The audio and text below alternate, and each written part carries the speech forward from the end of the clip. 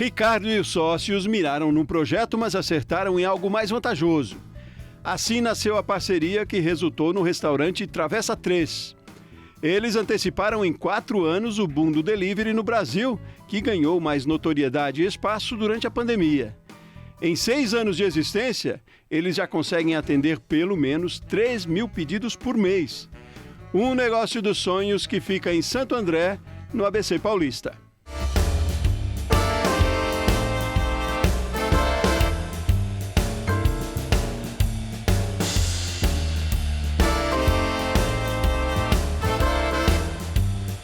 Cara, o Travessa 03 ele surgiu porque éramos em 2 amigos, somos ainda, né? O Rodrigo é meu sócio e um terceiro que na época era meu cunhado, e ele é chefe de cozinha do restaurante hoje. Então eu estava no CLT e o Rodrigo tem uma outra empresa, uma empresa de transporte que ele herdou do pai, que morreu e tal.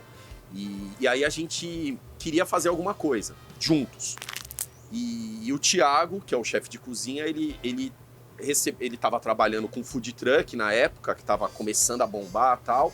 E aí o cara que era parceiro dele no food truck resolveu vender a parte dele, porque ele ia para a Espanha, para tentar gastronomia na Espanha e tal.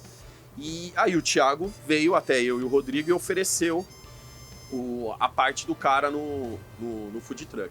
Aí a gente aceitou, negociou, comprou, e ali começou, mesmo sem a gente saber, o Travessa 03 começou a nascer ali. O food truck era um food truck de lamen, de comida oriental, né? A gente vendia lamen, a gente fez feira, Salão do Açoda, Salão do Automóvel, Fispal, Rotary. A gente fez diversas feiras em Center Norte. Aí a gente fazia diversas feiras, né, com esse food truck de lamen. A gente criou um networking ali no mercado, e aí chamavam a gente para ir no pavilhão do AMB, no pavilhão do Center Norte, onde tinha feira de diversos segmentos. A gente ia para a praça de alimentação, montava o nosso food truck e vendia nosso produto. Só que a gente era amador ainda, porque a gente não tinha uma cozinha para produzir nossas receitas, nossos insumos. Então a gente tinha que alugar uma cozinha. E quem tomava conta disso era o chefe de cozinha, era o Thiago. Então ele alugava uma cozinha, ia para a produção, trazia essa produção para o food truck, a gente vendia, e no dia seguinte, mais uma vez, ia para a cozinha, produzia e etc. E aí a gente falou, cara, aí a gente ficou uns 6 meses assim. Aí falou, mano, tá dando certo, a gente tá... ainda não via dinheiro, porque o que entrava saía ou para pagar investimento, ou para pagar melhoria, mas o negócio estava girando. A gente falou, cara, por que não? Vamos atrás de uma cozinha, então. Vamos fazer uma cozinha perto da gente, onde a gente consiga guardar o trailer, porque a gente tinha que alugar uma garagem para guardar ele.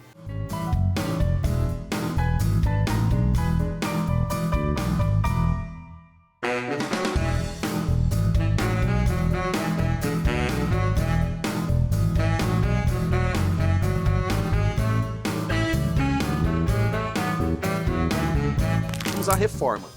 Só que a reforma foi se estendendo, era um imóvel antigo, então você bate numa parede lá e você vê que o cano é de cerâmica, aí tem que mudar o encanamento, aí tem que mudar a caixa de gordura, etc, etc. Aí foi se alongando e os gastos foram aumentando. Aí falamos, temos que abrir, temos que colocar ele para girar. O que a gente tem aqui é essa cozinha, vamos continuar abastecendo o food truck. E vamos abrir aqui um restaurante delivery para aproveitar essa cozinha, essa estrutura. É pouco para fazer só evento. De 7 dias na semana, a gente fazia evento 3. Quando tinha feira, 4. Quando não tinha, parava em food park no fim de semana, que é aquelas áreas onde só tem food truck, né? Fazia um food park. Mas, mano, a gente achava que era pouco, não brilhava tanto o olho, né? Aí falamos, então vamos abrir o restaurante aqui, só delivery. Nessa época a gente já tinha um terceiro sócio, que quando a gente começou a ir atrás de um espaço, eu tenho um amigo de infância que tem uma pizzaria, ele tinha um bar, abriu uma pizzaria, então ele tá no ramo de comércio aí há 15, 20 anos pelo menos. Ele se interessou pelo nosso projeto, falou, porra, vocês aceitam mais um aí? Eu falei, aceitamos, aí agregamos ele, aí a equipe passou a ser 3 sócios e o chefe de cozinha, e E ele já tinha experiência com, na época o iFood engatinhava, mas ele já tinha experiência com o iFood e tinham outras plataformas, Pedidos Já, Hello Food, e que o iFood depois foi comprando todo mundo, né? Foi agregando ao trampo dele. Aí a gente falou, então, vamos abrir. E aí abrimos só para delivery para tentar girar um pouquinho o nosso caixa, para em vez de só sair, começar a entrar um pouquinho. E acabou dando certo, a galera começou a gostar da comida e aí o movimento começou a crescer. A gente abriu, de fato, em julho de 2016. Aí, por bem, depois de 6 meses que a gente estava aberto, a gente preferiu deixar em stand-by o projeto do Food Truck e dedicar só ao projeto do... E aí nasceu o Travessa 03 e aí a gente começou a se dedicar só ao projeto do Travessa. Aí começou a criar a equipe. Quando a gente abriu, a gente tinha... era eu e esse meu sócio no atendimento / despacho, que é a conferência do que vem da cozinha, você confere com a comanda, vê se tá tudo bem, se não tá faltando nada, fecha a lacra, põe na sacola, na bag do motoqueiro e um atendimento do telefone, e 2 na cozinha. Hoje a gente tá com uma estrutura aí já de mais de 30 pessoas. As maiores dificuldades que eu enfrentei para abrir meu negócio foi na época, né, a total falta de experiência, porque logo depois que eu saí do jornalismo, na sequência a gente tava com o food truck, aí eu comecei a montar depois a cozinha e tal, e a gente acha que só a vontade, o brilho no olhar é o suficiente, mas é complicado. A gente começou a ver na prática, eu e meu sócio tem uma transportadora, é bem sucedido no ramo dele, mas transportadora e comida, não, só o Marcos, que é o terceiro sócio, que tinha essa experiência, né? E aí eu passei, depois de 6 meses, quase 1 ano, eu sentia dificuldade, eu acho que eu precisava de uma base teórica, vamos dizer. Sou um cara que eu gosto de buscar explicação para tudo, não adianta, por que você quer isso? Porque sim, não. Então, tem que ter um motivo, entendeu? Então aí eu fui atrás de uma série de respostas, porque eu tinha venda, a gente já estava uns 9 meses com a empresa, mas eu tinha dificuldade para sobrar dinheiro, o fluxo de caixa era curto, depois eu fui descobrir que a minha precificação estava errada, e tudo isso eu consegui com o auxílio do Sebrae, do Senac, que aí eu fui para esses lugares para tentar me profissionalizar mais nessa área. Então minha grande dificuldade no começo foi a falta de conhecimento, vamos colocar técnico, a falta de conhecimento na área específica e falta de fluxo de caixa. Isso, mano, eu fiquei uns 2 anos, isso ficou me pegando, porque para quem não conhece, né, para quem nunca empreendeu, nunca teve, não é simplesmente você pegar, abrir e vender. Tem custos invisíveis, ainda mais numa cozinha, tem custos invisíveis que a gente, só na prática a gente vê. Por exemplo, o arroz que sobrou, você vai fazer o quê? Você não vai vender amanhã, você vai dispensar? Se você vai dispensar, esse custo tem que ser contabilizado. E se uma série de outras coisas, por peso, né? A gente porciona aqui por peso. Então, nosso porcionamento, você comprou uma carne moída e são 300 gramas. Se eu mandar 350, na receita tá 300. Esses 50 gramas saiu do bolso. Mas só que se você não tiver um controle, você não vai ver que saiu. Você só vai ver no final, quando tinha que sobrar um dinheiro e não sobrou. Então, a gente começou a ver na prática, e você fala, caramba, mas estamos crescendo, estamos vendendo bem, por que sobra pouco, por que não sobra? Aí fomos atrás desse conhecimento.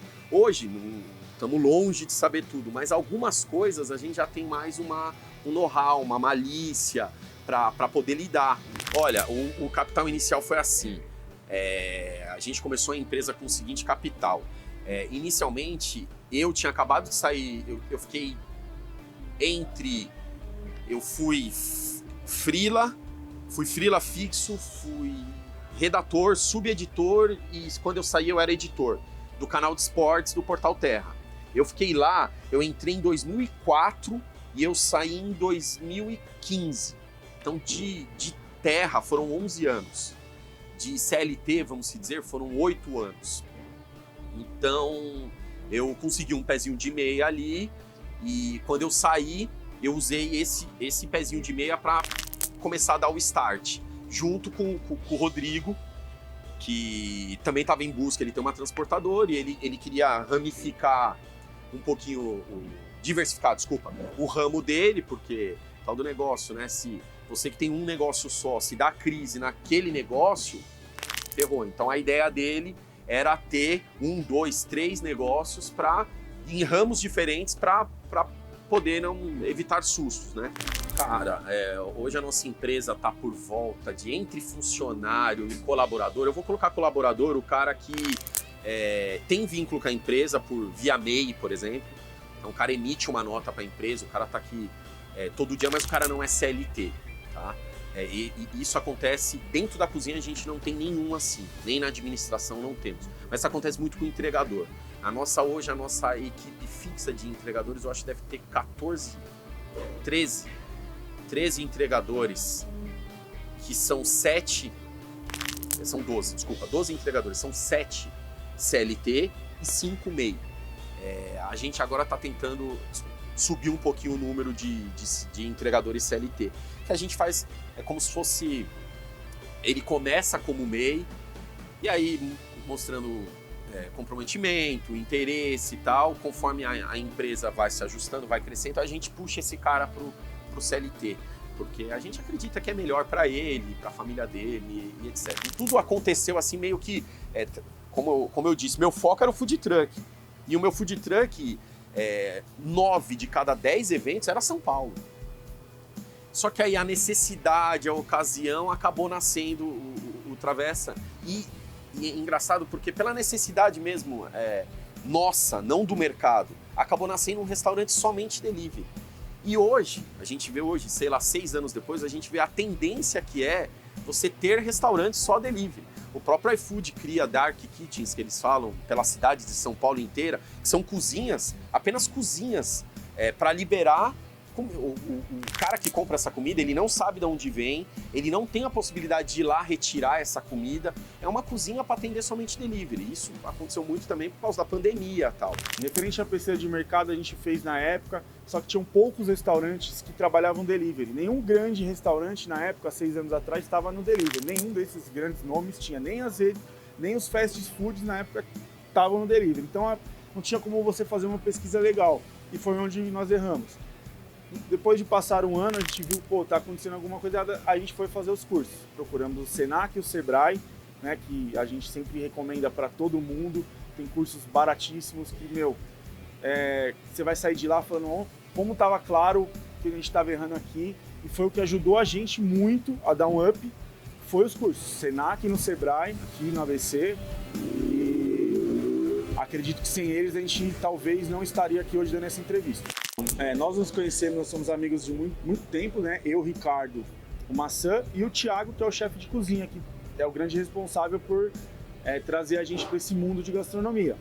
Então a gente se conhecia já há muitos anos, sempre conversando, querendo ter algum negócio, e aí deu certo na época, casou, e aí estamos aí. Nós somos todos amigos de anos. E sim, ele é lucrativo, desde que você tenha um controle muito efetivo de perda, né, de produtos. Você trabalhe com uma precificação correta, que é muito importante, você saber o que você está pagando e o que você está vendendo, e você ter a venda, né? Você ter aquela quantidade de clientes, para você atingir sua margem de equilíbrio, ter sua lucratividade. É rentável o restaurante, com certeza, né? Não teria como não ser, todo mundo precisa comer todos os dias, então é isso, com certeza.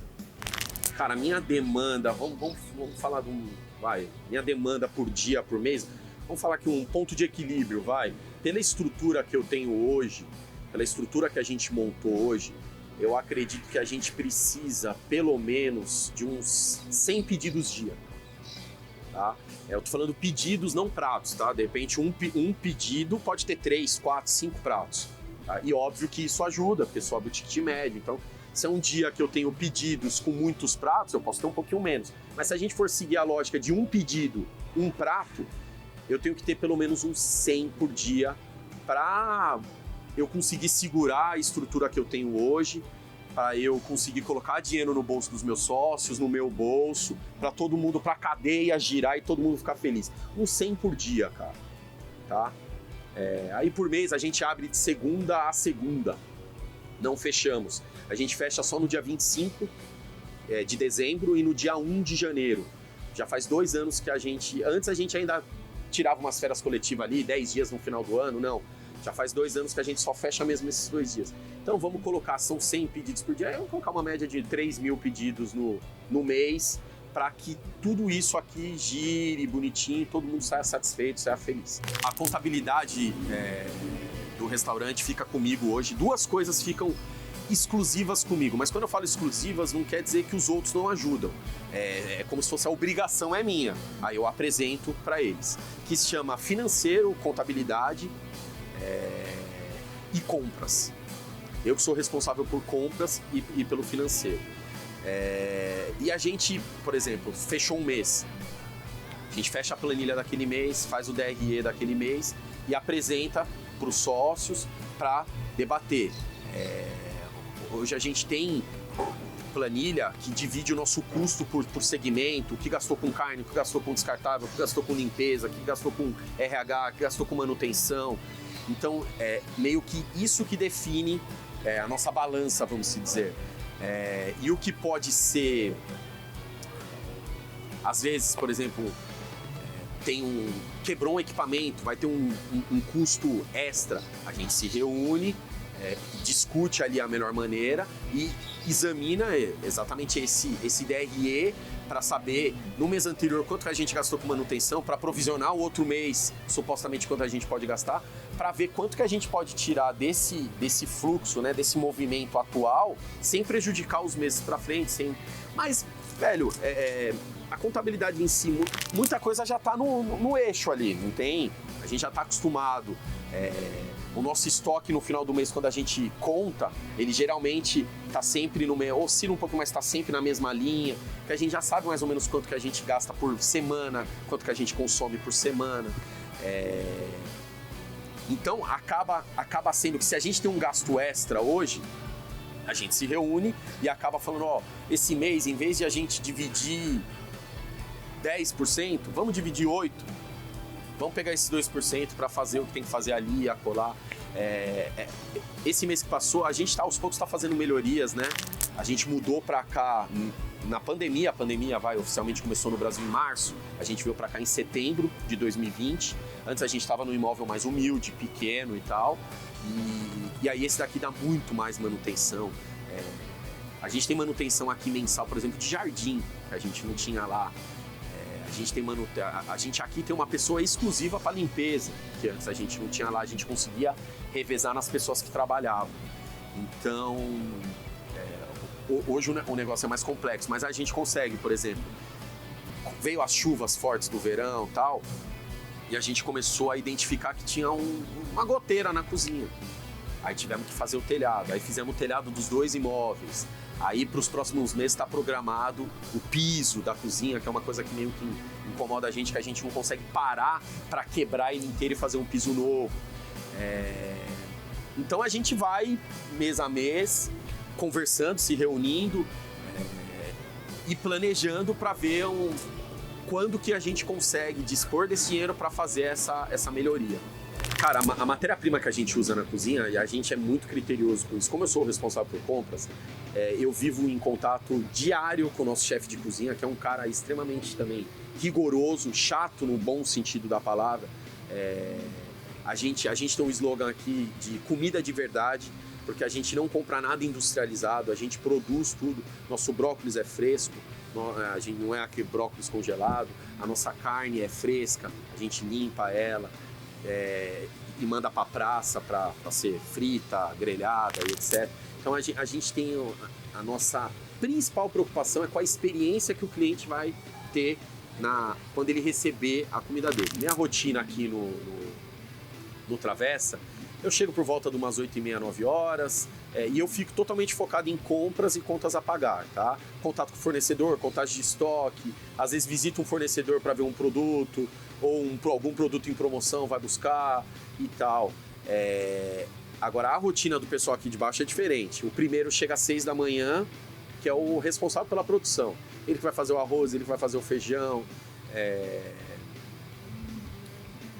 E aí vão chegando as pessoas a partir das 8 horas, as pessoas de apoio, e cada pessoa cuida da sua praça. Tem um cara que cuida da salada, tem um cara que cuida do salada barra purê, tem um cara que vai montar o banho-maria, que é o buffet que a gente fala, onde vão ficar, da onde vão sair a montagem dos pratos. tem a pessoa da fritadeira que vai se preocupar em bater a carne dela, empanar, deixar pré-preparada, só esperando jogar na fritadeira essa carne, esse frango, vai cortar, vai porcionar, vai pesar. Tem o pessoal do fogão que vai começar a puxar os legumes, vai começar a puxar o frango grelhado que vai para a pista, a bisteca. E paralelo a isso, tem um pessoal que é o cara que entra às 6 da manhã, que depois que ele faz o arroz, o feijão, ele já está começando a pensar no dia de amanhã. Por exemplo, se é uma segunda, terça, já está começando a pensar na montagem da feijoada de quarta, de salgar a carne.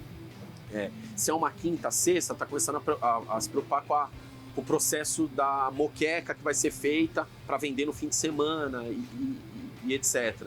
Então eles já estão habituados aqui, nosso chefe está aqui com a gente há bastante tempo, desde quando a gente abriu, ele só ficou 1 ano sabático, que ele saiu e depois voltou, então ele já está aqui com a gente há bastante tempo, eles já sabem mais ou menos a rotina, mas é totalmente, a minha e a da gerente é mais lá em cima, focado no administrativo, aí dá ali umas 10 horas, a gerente desce para saber como é que está a cozinha, se estão precisando de alguma coisa, a nossa lista de compras, é muito vasto, é muito grande, são muitos itens. Então, às vezes, um ou outro item escapou e a gente não percebeu que acabou e percebe só quando efetivamente está no último pacote, tipo batata palha. Putz, não tem mais batata palha. Então, a gerente faz esse pente fino para levar para mim se precisar de alguma coisa emergencial e tal. Mas a rotina mais é isso aí, é focada a minha no administrativo, contas a pagar, e a deles lá dentro da cozinha, eles já têm meio que passo a passo que eles têm que ser feito dia após dia. De segunda é virada paulista, então o foco maior é nisso. De quarta é feijoada, mas essa feijoada começou a ser feita lá na segunda, por causa da dessalga de carne, etc. E assim vai. A gente trabalha muito a divulgação da nossa empresa, né? Eu cuido dessa parte aqui, sempre sou até chato com meus sócios, né? Pra gente nunca deixar a peteca cair, porque quem não é visto não é lembrado, aquela velha frase, né? Então a gente divide a nossa verba de marketing, que vem do faturamento, a gente tira X do faturamento e divide. Hoje nós temos as nossas parceiras, né, que a gente fala as influências, que fazem um trabalho legal. Temos empresas da região, que são nossas parceiras também, que ajudam a gente nas sacolas, e um se divulga ao outro. Temos uma agência que cuida das redes sociais, né, a UOL, que as meninas fazem um trabalho muito legal. Inclusive estavam aqui essa semana tirando fotos da galera, todo mundo. Temos uma pessoa que cuida da divulgação de links patrocinados e buscadores, né? E também usamos muita verba também nos aplicativos, na verdade em um aplicativo, né, que a gente mais trabalha, em um único aplicativo. A gente usa muito lá, porque tem muitas ferramentas lá, que é o quê? Cupons. Taxa grátis, você dá cupom de R$10, de R$5, e aí isso também ajuda bastante. Fidelidades, né? Então a nossa divulgação ela vem bem dividida. Umas 2, 3 vezes por ano a gente costuma anunciar algum outdoor, algum painel digital na região. Agora, hoje em dia não está valendo tanto a pena, às vezes você gastar na rede social tá valendo mais a pena do que você pôr um outdoor, tá caindo bastante o preço, daqui a pouco vale mais a pena. Então, em relação à divulgação é isso, né? A gente temos nosso aplicativo próprio, né, de entregas, temos nosso site, que você também consegue fazer o pedido direto pelo site, você pode fazer o pedido pelo aplicativo, você pode fazer o pedido pelo WhatsApp, você pode fazer o pedido por telefone, pelo Facebook também, lá, você entra lá, tem como comprar, então o que não falta é a opção para o cliente hoje comprar com a gente, né? Olha, da onde veio minha vontade de empreender? Na verdade, eu estava tentando... Minha vontade inicial era fugir de São Paulo. Porque como eu sou de Santo André, o tempo inteiro de Santo André, minha vida inteira em Santo André, eu ia para São Paulo, eu já estava 12 anos nessa vida de ir para São Paulo, e era pelo menos 3 horas do meu dia que eu perdi em deslocamento. E mesmo assim, eu ainda tinha... eu era jornalista, né? E grande parte da minha carreira eu trabalhei em horário alternativo. Horário alternativo que eu falo que não é aquele comercial das 7 às 4, das 8 às 5, das 9 às 6. Não, era um horário, eu fiz muitos anos da meio-dia às 9, fiz um período das 4 da manhã à 1. E mesmo assim, era da meio-dia às 9, era umas 2 horas e meia, 2 horas e 40, 1 hora e 20 para ir, 1 hora e 20 para voltar. Quando eu fui para outro horário da madruga, você conseguia diminuir um pouco, fazia em 40 minutos. Mas eu perdia muito tempo em deslocamento, isso cansa, né? Eu comecei a ficar muito esgotado disso. Então eu resolvi E não adianta, eu trabalhar com jornalismo, eu não queria vir pro ABC. Os grandes meios estão lá, até se eu mudar, se eu for para uma TV, a TV está em São Paulo. Se eu for para um jornal impresso, que na época ainda tinha, hoje menos, mas estão em São Paulo. Os grandes portais estão em São Paulo. Então, e aí, unindo o fato de eu e o Rodrigo, a gente falava de ter negócio junto já há muito tempo, e aí quando apareceu essa chance, que é um outro amigo nosso, que é o Thiago, o chefe de cozinha, quando ele trouxe essa possibilidade de, mano, compra o food truck, a gente trabalha nós três, aí meio que uniu o útil ao agradável. E bem na época, o Terra já estava em processo de reformulação. Então a editoria que tinha 200 jornalistas reduziu para 8.